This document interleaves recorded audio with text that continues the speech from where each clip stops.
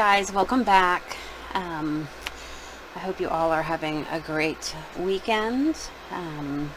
Maybe having some time to finally rest, or maybe getting some projects done.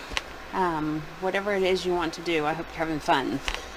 So today I wanted to show you what I ended up doing with the flowers from the other day. Remember I told you I was going to fussy cut them?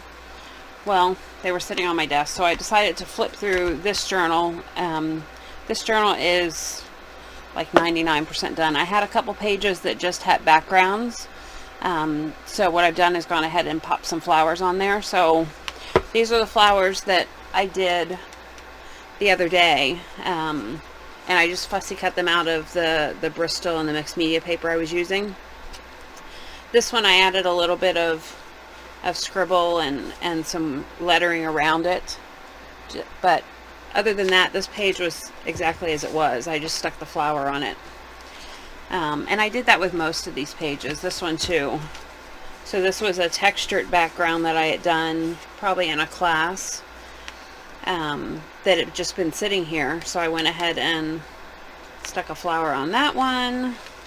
Same here. This one I know was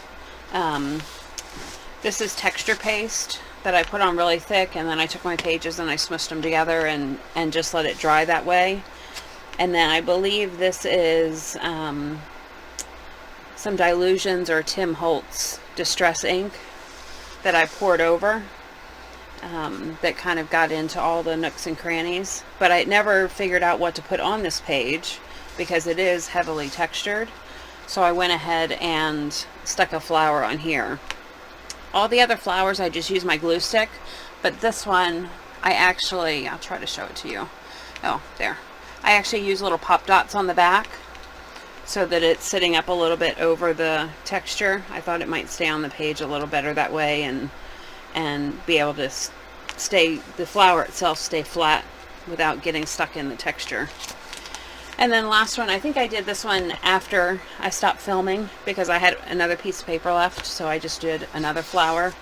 But this is the very end of the page, so this is actually the brown craft that's at the back. I guess it's technically not meant to be a page, but I use it as a page. And these are all of Dina's spray, the gloss sprays that just came out. So this was one of the pages where I was kind of playing around with them and through a stencil and on their own and things like that. So I thought that flower looked really great on the craft paper. So that's where I went ahead and put them. So now you can see this journal is nice and chunky and full of all kinds of goodness. I'll probably do a flip through pretty soon. Many of these pages you've seen, like this one I had done. That's here on the Patreon channel, so that one's on there. The only thing you haven't seen is, because I have these hanging over, I wanted to have something on the other side, so I had this page on the other side, so I added some more circles to it. So I haven't decided what I'm doing here, but you can see there's a couple pages that still need stuff, but a lot of them are done. So I'm excited to be done with this one. I already have many more to move into. This is still my favorite cover. I just like to touch it. This is the one that I created with the button sequins, Tim Holtz charms, Scrabble tiles, and then I poured the golden clear tar gel over top of it. And this stuff is, if you ever need to glue something down permanently, I would recommend the clear tar gel, because I haven't lost even a little sequin. I couldn't pull one of these off if I wanted to. So this has been one of my favorite journal covers. And then I might do a separate video to show you. It's hard to tell, but I actually split the spine on this journal because it had gotten so chunky. So I split the spine and I added some bookbinder's tape onto it. So I may have to do a separate video to show you how I did that. So I wanted to show you that stuff today. And then the other thing I want to show you is more of a tip for in your studio. It seems uninteresting. Oh gosh, and it's very dirty. This is my my paint jar, paint bucket, paint. It's where I wash my brushes. What do we call that? But I have a couple of things to tell you. Number one, you may notice it's large. I used to use like a large mason jar that, you know, was, the opening was maybe that big.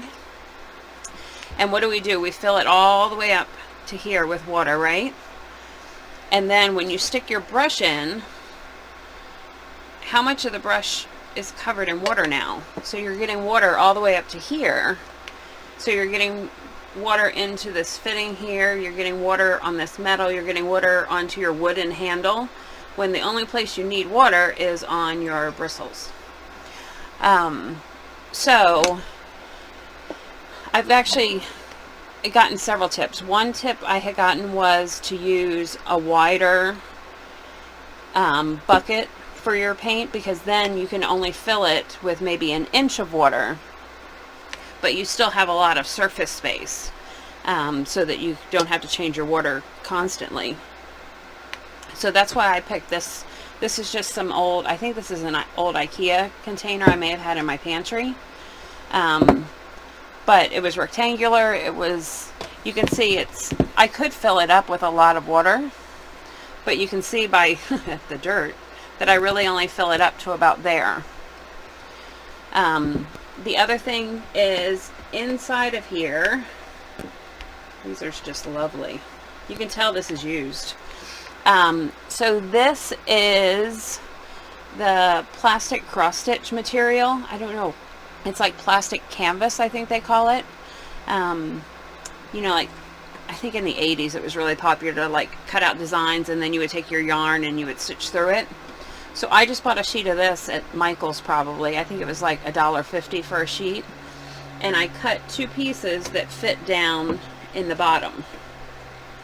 So the reason I have that is because now as I take my brush and I'm running it through the water, it also has a little bit of this texture that's helping remove the paint off of my brushes and off of my bristles. So it's not rough enough that it's going to tear up your brushes, but it's just enough that it helps agitate it and you can get more of the paint off without having to slosh around in water.